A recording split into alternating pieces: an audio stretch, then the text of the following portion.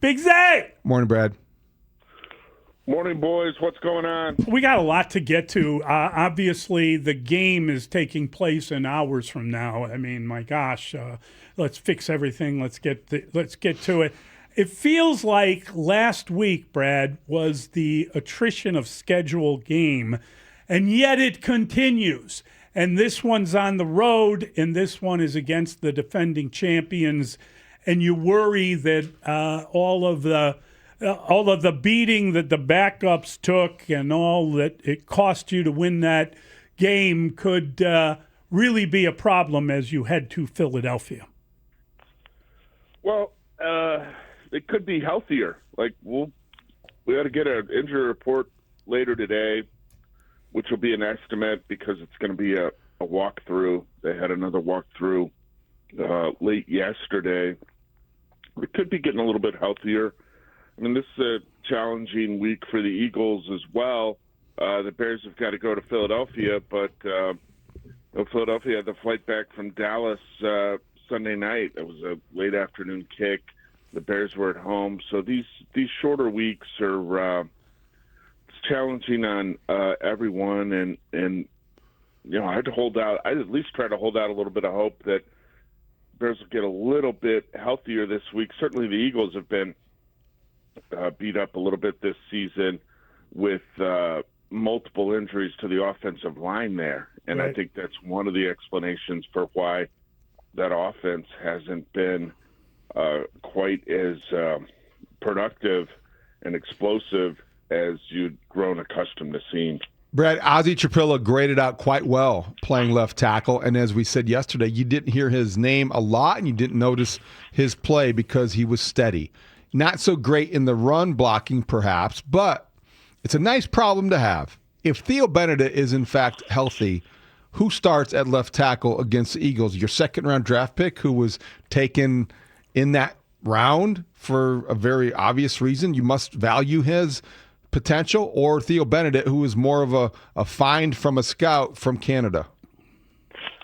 Yeah, I think we tackled this a little yesterday. I think they'll put Theo Benedict back in there just based off of the improvement that he'd been making. Like Theo had been in there, and the consistent messaging you were getting from the coaching staff was that it wasn't quite where they wanted it to be and needed it to be, but Theo was consistently getting better. Like, had he not continued to improve, they probably would have made a move there. So I don't know that one outing by Trapilo is going to shift that. Now, if Benedict's out 4 weeks and Ozzy plays well for another 4 weeks, then I think you're talking about a different scenario. But on a 1 week basis here, I don't think Ozzy Trapilo is going to unseat Benedict after 1 week. Do we have any knowledge of the injuries, Brad? In other words, you always wonder when there is a short week if you held out a Jalen Johnson, maybe even Kyler, because you knew you could come back and play them on Friday. You just wonder about if you don't play them on Friday, then you pick up an extra 10 days. So does that come into play? And they obviously don't have to bring anyone back until that Green Bay game. How do you approach those kinds of things? You mentioned Benedict. Was that just a one-off? Was that a one-game injury? Is he going to be able to get back for Friday? I just wonder who's in, who's out. We know the linebackers aren't coming back, but could there be practice time? There's only one practice this week, so I don't know that that's enough time to get anybody starting their clock and available to go by Friday. Yeah, Benedict was limited in practice last Thursday and Friday, so he wasn't completely shelved. So can he give a little more effort tomorrow in practice? We'll have to see. In terms of the guys that I think people really want to know about, Jalen Johnson and Kyler Gordon, we'll see. It's very dangerous trying to speculate and guess what's going to happen with players and their health and when they could return. Basically, you're turning off the lights, and then you're starting a game of darts, and you're throwing darts against the board, if you can even hit the board in the dart, because you only have slithers of information. They did not activate those 2 players to the 53 last week, although they were full in practice by the end of the week, and they've only got the 1 practice this week. So I would not be surprised either way. I would not be surprised to see one or both of them Friday at Philadelphia. I wouldn't be surprised in the least if they wanted to use the entire clock for these guys in terms of the practice window to target that Green Bay game on December 7th. Here's what I can tell you with certainty for Jalen Johnson and Kyler Gordon. By the time people sit down Thursday for a Thanksgiving meal, they ought to have a pretty clear indication of what's going to happen with those 2 players, because if the Bears are going to move them back to the 53-man roster, that's got to be announced before they get into the friendly skies at O'Hare on Thursday and fly to Philadelphia.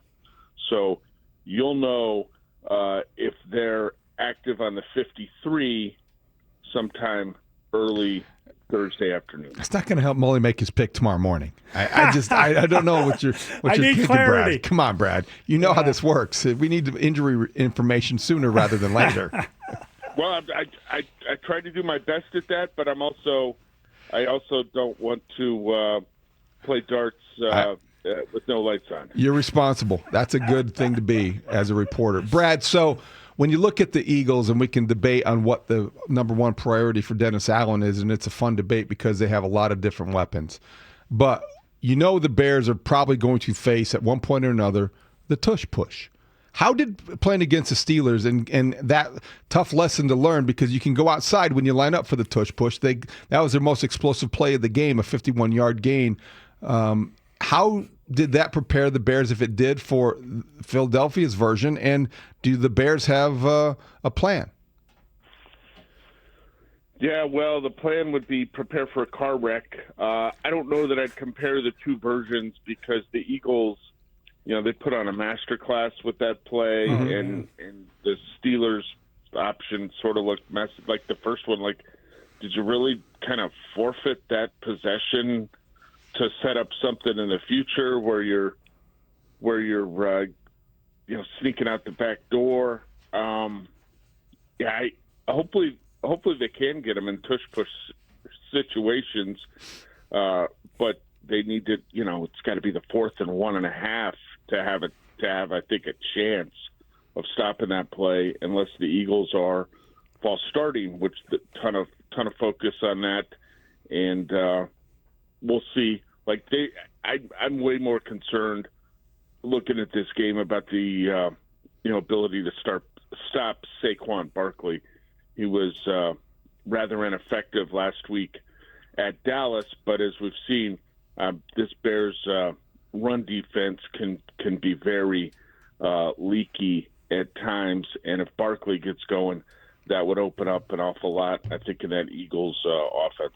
This segment with Brad Biggs is sponsored by Estwing Professional Tools, made in the USA for over 100 years. Estwing.com. And Brad, you have an Estwing hammer. I know I have one too.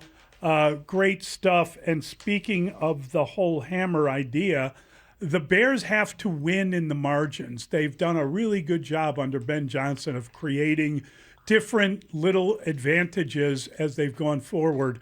One of the ones last week was the so-called dirty kickoffs of one Cairo Santos.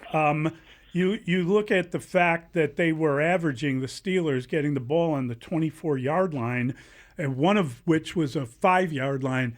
What is he doing, and how is that working, and how big an advantage is that if you're actually starting a team starting at the 24 as opposed to the 40 on some of these kickoff issues? Yeah, I thought it was the 23 where they averaged 23, 24. It was, that's what you want to see. Like that's why you're going to those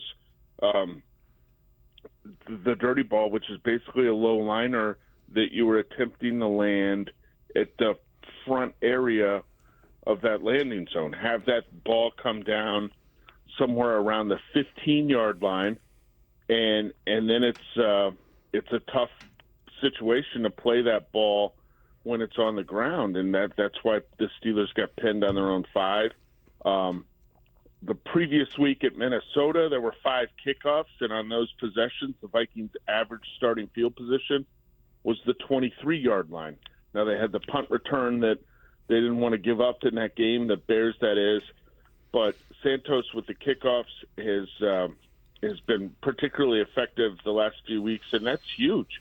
And you talk about making the opponent go more than 75 yards to the end zone, or being at the 40, and you're looking at it and you're saying, geez, they're like 20 yards away from field goal range. So that has been a big thing. Here's one area to really keep an eye on this week, guys. What has been one of the major things that has fueled the success of the Bears this season? It's the takeaways. League high 24, which is 4 more than the Rams and the Steelers have. Those are the 2 teams that are closest to the Bears. We know what that's helped them accomplish. We saw how they capitalized on takeaways against the Steelers. You go to the other side here, guys. The Philadelphia Eagles, number 1 in the league in terms of giveaways with only 6. Okay? Jalen Hurts has thrown 1 interception. The Bears lead the league with 16 interceptions. So you've got the best in the league in taking it away, going against the best in the league in terms of securing the football. I think that's a storyline to keep an eye on in this game. You can't plan for takeaways. You can't really plan for, hey, we're not going to fumble, but that's something to watch. Are the Bears going to be able to create an edge in this game with some extra possessions? It's a great point, Brad. Something to look forward. Now, I'll also look at what happened yesterday, and I see linebacker Dominic Hampton, tight end Kadir Ismail, defensive end Jeremiah Martin signed to the Bears practice squad. I was a little disappointed I didn't read it on your Twitter feed 3 hours before it was announced, but does either of those guys come into play this week on the game plan?